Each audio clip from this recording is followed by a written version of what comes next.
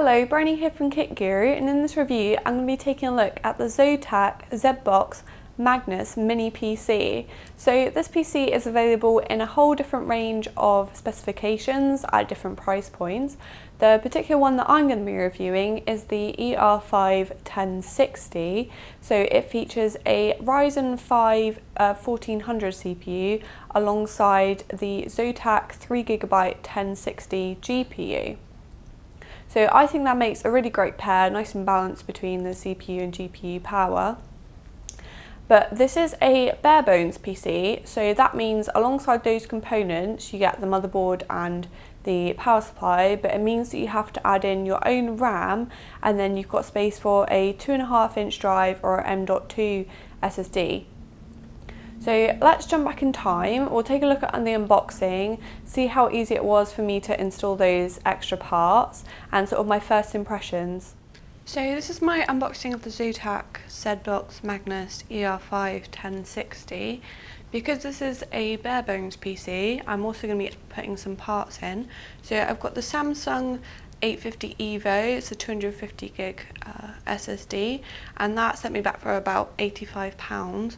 And then I'm also going to be using 8 GB of the Corsair Vengeance DDR4 SODIMM RAM, and that set me back about £110 because of the ridiculous RAM prices at the moment. So I'm just going to open the box up.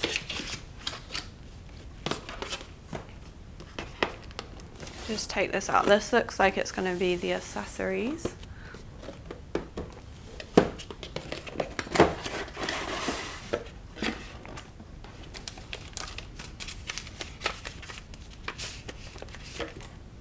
So it comes with the drivers on a USB.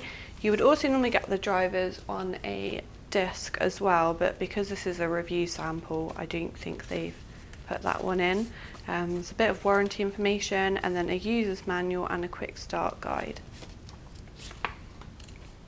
So nice sort of pictures in there, tells you what all the different ports are on the back and how I'm going to be putting it together to get it up and running. So if I just put those to one side for now. So we've got the cables for the power supply. I would imagine that you probably only get one of these for whatever region you're in, because once again this is a review sample, so I've got one for the UK and then one European one, so I'm going to be needing the UK one. And then this is the power brick itself.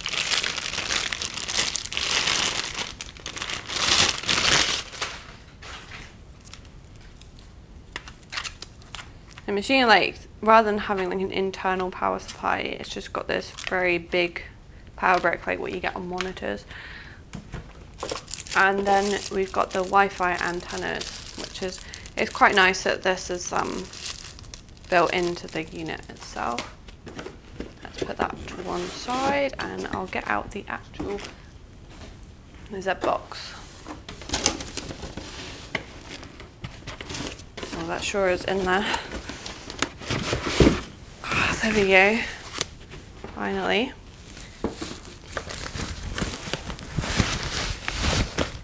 Just going to slip off the plastic sleeve and then we can have a look at it. So it sort of reminds me of a oversized power supply, the sort of aesthetic that they've gone for. It is very small though. I was expecting it to be a little bit bigger, but it's yeah, a very compact unit. So we've got the power button on the front. There's a slot there for a memory card, USB 3.1, microphone, headset, and USB 3.1C port, which is quite nice to see. Definitely up to date. And then we've got 4 USB 3s on the back. That's where those Wi-Fi antennas are going to go. 2 gigabit Ethernet ports. That's where our power is going to go in. And then that's for a Kensington lock if you want to take this to a LAN party. Obviously perfect size for taking to LAN parties. And then we've got all the different connections there. So DVI, HDMI, DisplayPort, everything to get that hooked up to your monitor or monitors. But yeah, very, very nice little compact unit. So I'm going to get straight into putting in the SSD and the RAM. Hopefully it's not too difficult. Let's take a look at the manual just to see what it says we've got to do. Give us an idea of how easy it is for me to put it together. So gently remove the cover as shown. So you've got some screws on the bottom, and then locate the memory slots. Easy as pie. Right, let's have a look at what it looks like on the inside. It'd be interesting to see how they sort of laid it out.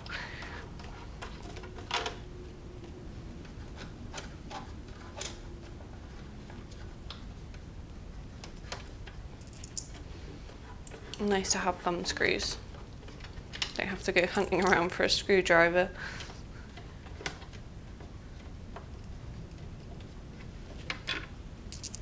So let's take these out. Might actually zoom the camera in a little bit so you can get a bit of a closer look at what's going on the inside when I open it out. Move all this out of the way. There we go. So I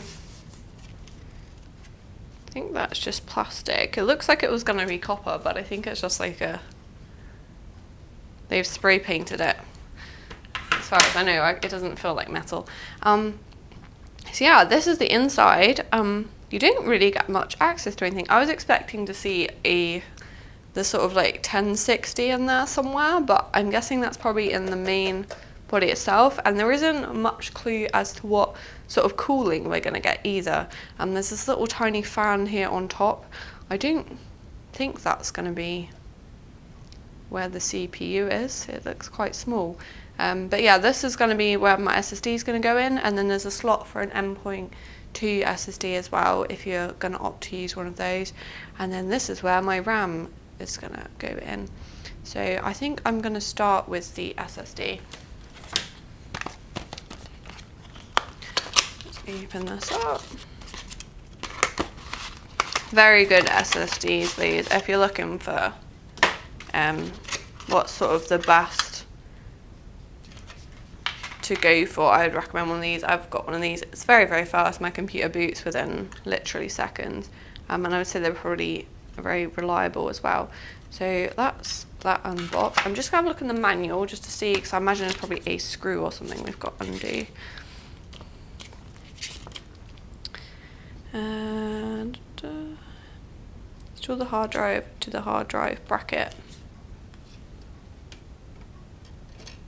Ah, it's a thumb screw. That's good. I was worried I was gonna have to hunt around for a screwdriver. And then you just slide it in 45-degree angle. Sorry, I will hold this so you guys can see. It's nice to have pictures because I'm a bit of a visual learner. And although I'm used to building desktops, I've never really messed around with, well, this looks like it's sort of like how I imagine a laptop or a notebook would be set up. So yeah, it's a little bit unfamiliar for me. So it's quite nice to have quite a lot of pictures and things. So place that SSD in there.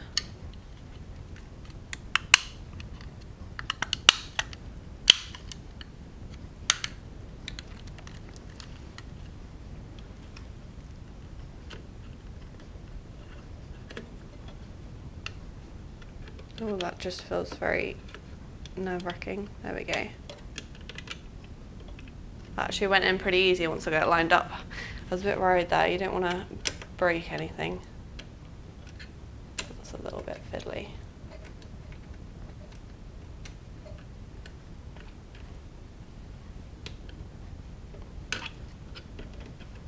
Right, so that's the SSD, and that was pretty straightforward. Onto some RAM. So I'm just going to have a quick look because once again I'm a little bit unfamiliar with installing RAM like this. Wow, it seems easy enough. Once again, 45-degree angle, so I'll give it a go. Yeah, so it looks pretty good inside. It's just not giving me much clues to sort of like cooling or anything at the moment, so it'll be interesting to see how hot everything gets. So that's our little baby DDR4 RAM. And I've opted for a speed of 2400, and that's the maximum that it says you can use. But I think you can use up to, it's either 32 or, I'm just going to check the box because I don't want to give you wrong information. Yeah, so you can use up to 32 gigs of 2400 RAM. So you've got plenty of options for RAM, but I'm only going to use 8 just to test it out. Gosh, do you like the packet this comes in? Can't get my fingers in.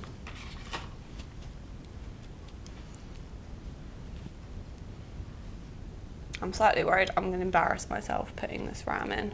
45-degree angle and then push down. Oh God.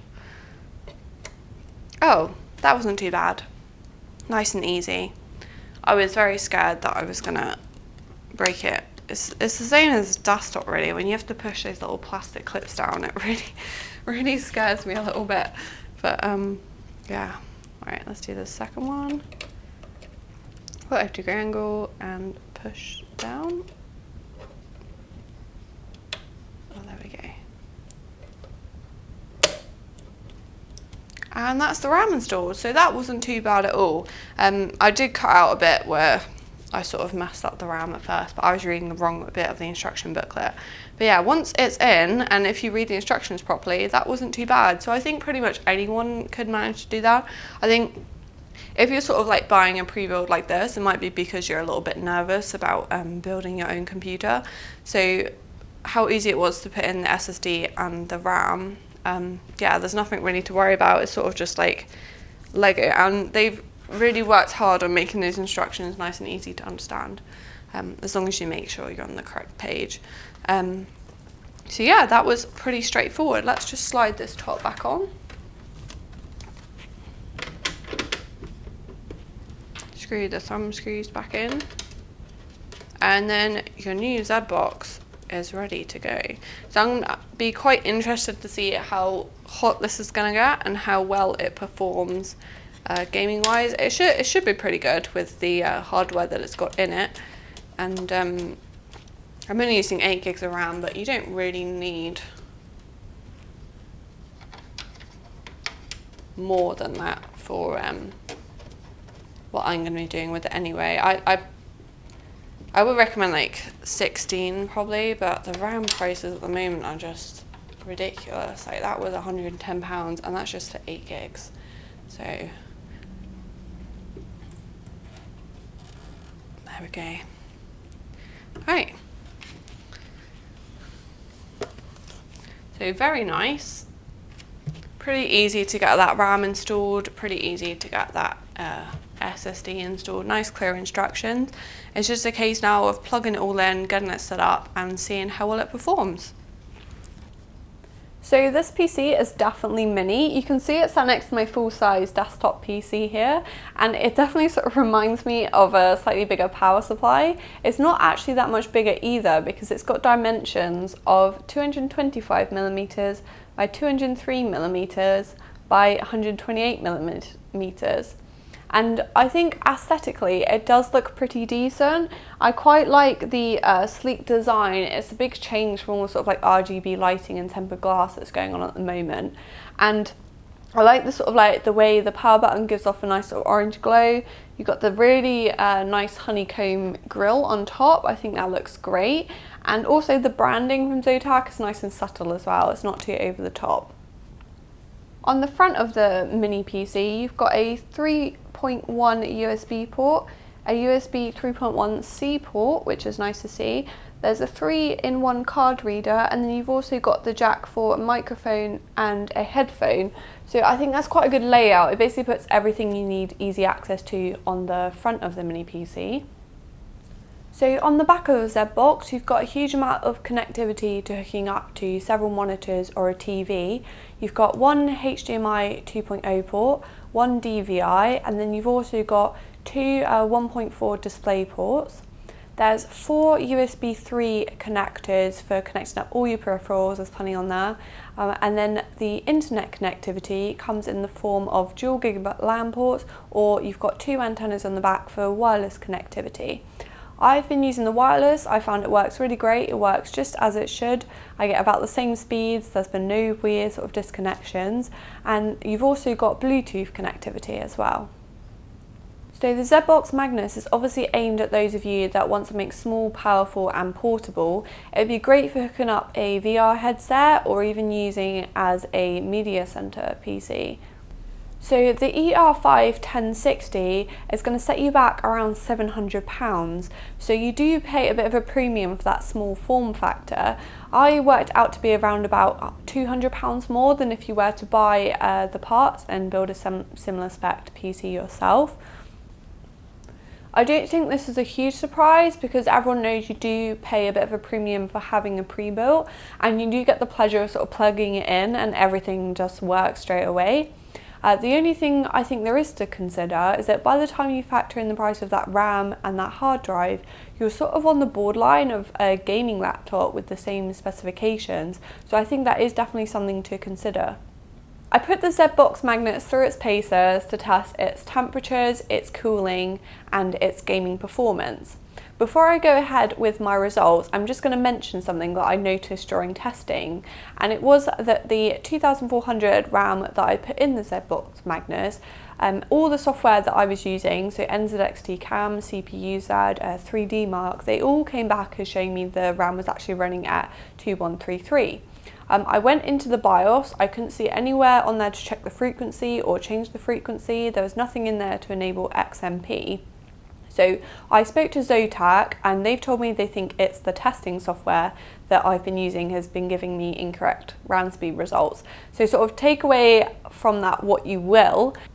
The speed isn't going to have too much effect on the sort of like day-to-day performance, but the Zotac Magnus is advertised as being able to use 2400 MHz speed RAM, and obviously it's running a little bit slower than that, so it's definitely something to think about. On to my result. I've just grabbed my little sheet of paper because there's quite a few different numbers that I've got to read off and I can't remember them all off the top of my head. So we'll go straight away with the idle temperatures. It's nice and warm and cozy here. It's winter, so I've got the heating on.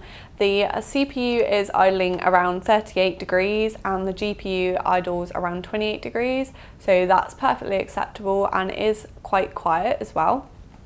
So to start off my testing, I started using Ada 64. So I ran the CPU at 100% for 10 minutes and I found that the temperature would not go above 70 degrees, actually stayed around 68 degrees, and it was surprisingly quiet as well. This is a nice surprise because when you're running that CPU at its maximum load, the fact that the fans did spin up, like I could see they spin up to around like 1600 RPM, they didn't actually get that much noisier, so that was a really nice surprise. I allowed it to cool down and it took about 10 minutes to cool down back to that idle temperature as well, so that was pretty decent. And also I found that the GPU was completely unaffected by the CPU's ordeal. It didn't heat up at all the heat was coming off the CPU and it managed to sort of expel it straight out of the case without affecting the temperature of the GPU, which is quite nice to see. So next I did exactly the same thing with the GPU. I went on Ada 64, 100% for 10 minutes and it actually stayed really cool. The GPU was around 63 degrees throughout the test once it sort of got up to temperature. And this did come with a bit of a payoff though, because there was quite a bit of fan noise. They ramped up to around 2000 RPM, so it did stay nice and cool, but there was a bit of noise. The sort of disappointing thing came when the CPU temperatures actually sort of ramped up as well. They actually went up to around 60 degrees just from the ambient temperature inside the case. So it's sort of, the CPU didn't really affect the GPU, but when the GPU gets hot, it sort of heats everything up. So it sort of shows me there might be a few issues with cooling. But I mean, the noise wasn't completely unbearable and I'd quite like to have lower temperatures over it being like really quiet. I then moved on to a combined test of testing the CPU and GPU simultaneously. So same thing, 100% for 10 minutes. And I was actually really pleasantly surprised because they both stayed around the same temperature as they did individually. So that CPU hovered around 68 and the GPU hovered around 63. So that was a good, quite a good result from the combined test. I tested the Zotac using 3D Mark as well. It got a very respectable score of 3,666 on Time Spy, and that's about average really.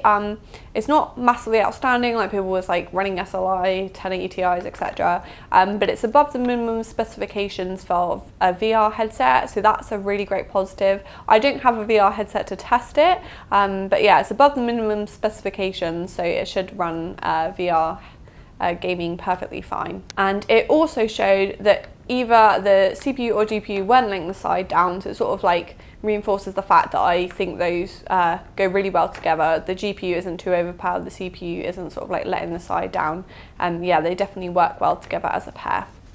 So now let's move on to some gaming performance, because obviously real life situation, none of those stress test results are going to mean anything if you can't game on it. So I wanted to see what it was like to game with, see what happened to those temperatures while sort of like playing on it for an hour or two. So I think it's going to easily run games like League of Legends and CSGO, so I didn't bother testing those. I jumped straight onto Overwatch, ramped those settings up to Ultra, and I got 60 FPS. All the games were tested at 1080p. I've got a 1080p monitor. I was just sort of, yeah, I tested them all on 1080p. But yeah, Overwatch ran absolutely perfectly on Ultra. The Witcher 3, a little bit more demanding. I found that on Ultra settings I got around 40 FPS, so I moved them down to high settings, got 60 FPS all the way. Then I went on to some more demanding games, so the new Call of Duty World War II, I sort of pressed the optimization button in the settings. There wasn't sort of an overall setting for sort of low, medium, high that I could see. So I clicked the optimize button and it sort of gave me a mixture of low, medium, high settings. I think the overall sort of like texture detail was probably on medium. The game looked great, even though it wasn't ultra, it looked so beautiful. And I got that elusive 60 FPS. It rarely dipped below 60 FPS while I was playing it on those settings. So it works great for playing brand new AAA game. And then I tried it out on PUBG. So obviously it's not a very optimized game at all, but it is a very popular game. So it's important that this PC can run it. And I found that the best performance that I got, so I wanted to get 60 FPS, and that I didn't get that until I put it onto low settings. So obviously you do sacrifice quite a few different textures and things. It doesn't look as great as it could, but you can run it, which is good. I found that if I put it on sort of like medium settings, then the FPS dropped to around 30 to 40. So, I mean, that's not bad. It's still playable. It's just I like to play games with 60 FPS. So the ZBOX Magnus definitely handles games pretty well. It's going to run everything you need it to on medium to high settings, and you're going to get that sweet 60 FPS.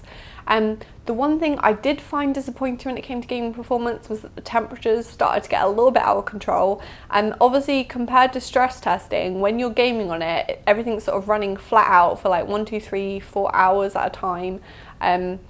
It just got really hot. The GPU reached highs of 78 degrees and the CPU reached highs of 74 degrees.